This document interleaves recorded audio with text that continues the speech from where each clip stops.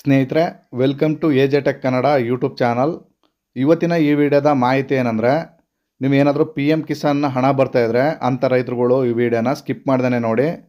ಏನಂದರೆ, ಸರ್ಕಾರ ಈಗ ಒಂದು ಹೊಸದಾಗಿ ಆದೇಶನ ಮಾಡಿದೆ. ತುಂಬ ಜನ ಫಲಾನುಭವಿಗಳಿಗೆ ಅಂದರೆ ಪಿ ಎಮ್ ಕಿಸಾನ್ ಹಣ ಬರ್ತಾ ಇರ್ತಕ್ಕಂಥ ರೈತರುಗಳಿಗೆ ಇನ್ನು ಮುಂದೆ ಹಣ ಬರೋದು ಸ್ಟಾಪ್ ಆಗುತ್ತೆ. ಯಾವೆಲ್ಲ ರೈತರಿಗೆ ಹಣ ಬರೋದು ಸ್ಟಾಪ್ ಆಗುತ್ತೆ, ಹಾಗೆಯೇ ಯಾವೆಲ್ಲ ರೈತರಿಗೆ ಕಂಟಿನ್ಯೂ ಆಗುತ್ತೆ ಅಂತ ನಾನು ಈ ವಿಡಿಯೋದಲ್ಲಿ ತಿಳಿಸ್ಕೊಡ್ತಾ ಇದ್ದೀನಿ. ಅದು ಕೂಡ ಪಕ್ಕ ಲೈವ್ ಮಾಹಿತಿನ ನಿಮಗೆ ಈ ವಿಡಿಯೋದಲ್ಲಿ ನಾನು ನೀಡ್ತಾ ಇದ್ದೀನಿ. ಸ್ನೇಹಿತರು, ನೀವೇನಾದರೂ ಫಸ್ಟ್ ಟೈಮ್ ಏನಾದರೂ ನಮ್ಮ ಚಾನಲ್ ನೋಡ್ತಾಯಿದ್ರೆ ದಯವಿಟ್ಟು ಸಬ್ಸ್ಕ್ರೈಬ್ ಮಾಡ್ಕೊಳ್ಳಿ. AJ tech Kannada YouTube channel ಅಂತ ರೈತ ಬಂಧುಗಳಿಗೆ ಬೇಕಾದಂಥ ಉಪಯುಕ್ತ ಮಾಹಿತಿನ ನಾನು ಪ್ರತಿನಿತ್ಯ ಕೂಡ ನಮ್ಮ ಚಾನಲ್ನಲ್ಲಿ ಅಪ್ಲೋಡ್ ಮಾಡ್ತಾ ಇರ್ತೀನಿ. ತಕ್ಷಣ ನಿಮಗೆ ನೋಟಿಫಿಕೇಷನ್ ಬರುತ್ತೆ, ನಿಮಗೆ ಮಾಹಿತಿ ತಕ್ಷಣ ನಿಮಗೆ ಬರೀತದೆ. ಸ್ನೇಹಿತರೆ, ಬನ್ನಿ ವಿಡಿಯೋನ ಮುಂದುವರ್ಸೋಣ. ಸ್ನೇಹಿತರೆ, ಭಾರತದಾದ್ಯಂತ ಬಹಳ ಪ್ರಸಿದ್ಧವಾಗಿರ್ತಕ್ಕಂಥ ಒಂದು ಯೋಜನೆ ಯಾವುದು ಅಂತ ಹೇಳಿದ್ರೆ ಪ್ರಧಾನ ಮಂತ್ರಿ ಕಿಸಾನ್ ಸಮ್ಮಾನ್ ನಿಧಿ ಯೋಜನೆ.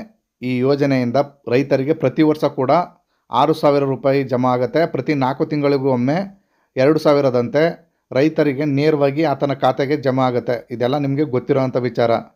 ಕಳೆದ 5 ವರ್ಷದ ನಂತರ ಈಗ ಕೆಲವು ಮಾರ್ಪಾಟುಗಳಿಗೆ ಕೇಂದ್ರ ಸರ್ಕಾರ ಕೈ ಹಾಕಿದೆ. ಅದೇನಂತ ಹೇಳೋದಾದರೆ, ಒಂದು ಕುಟುಂಬದಲ್ಲಿ ಒಂದಕ್ಕಿಂತ ಹೆಚ್ಚು ಜನ ಈ ಬೆನಿಫಿಟ್ನ ಪಡಿತಾ ಇದ್ದರೆ ಅಂಥ ರೈತರಲ್ಲಿ ಒಂದು ಕುಟುಂಬಕ್ಕೆ ಒಬ್ಬ ರೈತನಿಗೆ ಮಾತ್ರ ಈ ಹಣ ಬರೋದನ್ನ ಕಂಟಿನ್ಯೂ ಮಾಡಿ ಇನ್ನೊಬ್ಬ ರೈತನ ಆ ಪಟ್ಟಿಯಿಂದ ತೆಗೆಯುವಂತೆ ಆಲ್ರೆಡಿ ಆದೇಶನ ಮಾಡಿದ್ದಾರೆ.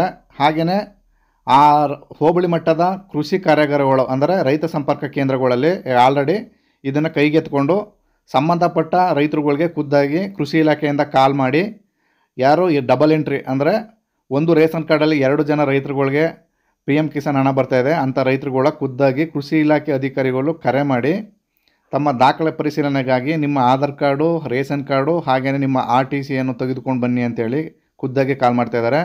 ಇಲ್ಲಿ ನೀವು ವೆರಿಫಿಕೇಷನ್ನ ಮಾಡಿಸ್ಕೋಬೇಕಾಗತ್ತೆ ನಿಮ್ಮ ಕೃಷಿ ಇಲಾಖೆಗೆ ಹೋಗಿ. ಒಂದು ವೇಳೆ ನೀವು ನೆಗ್ಲಿಜೆನ್ಸಿ ಅಂದರೆ ನೀವು ಕೃಷಿ ಇಲಾಖೆಗೆ ಅವರು ಕರೆದಾಗ ನೀವೇನಾದ್ರು ಒಂದು ವೇಳೆ ಹೋಗಿ ನಿಮ್ಮ ದಾಖಲಾತಿನ ಕೊಟ್ಟು ನೀವು ಅಲ್ಲಿ ಒಂದು ಒಪ್ಪಿಗೆ ಪ್ರಮಾಣ ಪತ್ರ ಅಂತ ಕೊಡ್ತಾರೆ. ಇಲ್ಲಿ ನಾನು ಹಾಕ್ತಾಯಿದ್ದೀನಿ, ನೋಡ್ಬೋದು. ಈ ಥರ ಒಂದು ಪೇಪರ್ನ ಕೊಡ್ತಾರೆ. ನೀವಲ್ಲಿ ಇಬ್ಬರಲ್ಲಿ ಒಬ್ಬರಿಗೆ ಹಣ ಮುಂದಿನ ಕಂತಿನ ಹಣ ಬರುವಂತೆ ನೀವು ಒಪ್ಪಿಗೆ ಪತ್ರಕ್ಕೆ ಸಹಿ ಮಾಡಿ ನೀವು ಅಲ್ಲಿ ಕೃಷಿ ಇಲಾಖೆಗೆ ಕೊಡಬೇಕಾಗತ್ತೆ. ತದನಂತರ ನಿಮ್ಮ ರೇಷನ್ ಕಾರ್ಡ್ನಲ್ಲಿ ಇರ್ತಕ್ಕಂಥ ಒಬ್ಬ ರೈತನ ಆ ಪಟ್ಟಿಯಿಂದ ಕೈ ಬಿಟ್ಟು ಉಳಿದ ಒಬ್ಬ ವ್ಯಕ್ತಿನ, ಈಗ ಸಪೋಸು ರೈತನ ಹೆಂಡತಿ ಅಥವಾ ಮಕ್ಕಳು 2 ಜನರ ಬಳಿ ಜಮೀನಿದ್ದು 2 ಜನರು ಕೂಡ ಇಲ್ಲಿವರೆಗೆ ಪಿ ಎಮ್ ಕಿಸಾನ್ನ ಹಣ ಬರ್ತಾಯಿದ್ರೆ ಆ ರೈತರಲ್ಲಿ ಒಬ್ಬರನ್ನು ಪಟ್ಟಿಯಿಂದ ತೆಗಿತಾರೆ. ಹಾಗೆಯೇ ಒಬ್ಬ ರೈತನಿಗೆ ಮುಂದಿನ ಕಂತಿನ ಹಣ ಬರೋ ರೀತಿ ಮಾಡ್ತಾರೆ.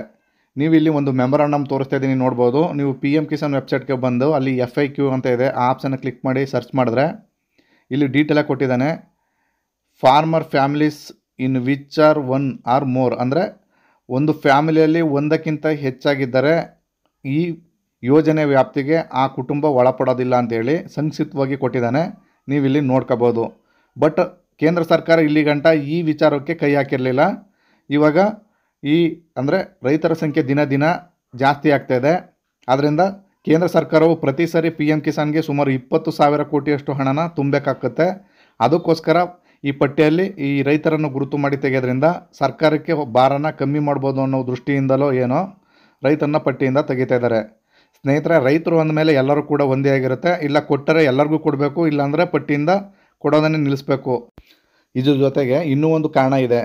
ನೀವು 2019ಕ್ಕಿಂತ ನಂತರ ನಿಮ್ಮ ಹೆಸರಿಗೆ ಜಮೀನು ಬಂದಿದ್ದು ನೀವೇನಾದರೂ ಹೊಸ್ದಾಗಿ ಏನಾದರೂ ಪಿ ಎಮ್ ಕಿಸಾನ್ಗೆ ನೋಂದಣಿ ಮಾಡ್ಕೊಳ್ಳಿಕ್ಕೆ ಹೋದಾಗ ನಿಮ್ಮ ಅರ್ಜಿನ ಸ್ವೀಕಾರ ಮಾಡ್ತಾಯಿಲ್ಲ. ಅವ್ರು ಏನು ರೀಸನ್ ಹೇಳ್ತಾ ಇದ್ದಾರೆ ಅಂದರೆ, ಈ ಯೋಜನೆಯು 2019ಕ್ಕಿಂತ ಮೊದಲು ನಿಮ್ಮ ಹೆಸರಲ್ಲಿ ಖಾತೆ ಕೂತಿದ್ದಂಥ ರೈತರಿಗೆ ಮಾತ್ರ ಅನ್ವಯಿಸುತ್ತೆ. ತದನಂತರ ನಿಮ್ಮ ಜಮೀನು ಖಾತೆ ಕಂದೆ ನಿಮ್ಮ ಹೆಸರಿಗೆ ಬಂದಿರೋ ಅಂಥ ರೈತರಿಗೆ ಅರ್ಜಿನ ಸ್ವೀಕಾರ ಮಾಡೋದಿಲ್ಲ ಅಂತೇಳಿ ಸಾರಸಗಟಾಗಿ ಕೂಡ ನಿಮ್ಮ ಕೃಷಿ ಇಲಾಖೆ ಅಧಿಕಾರಿಗಳು ಹಾರಿಕೆ ಉತ್ತರನ ಕೊಡ್ತಾ ಇದ್ದಾರೆ.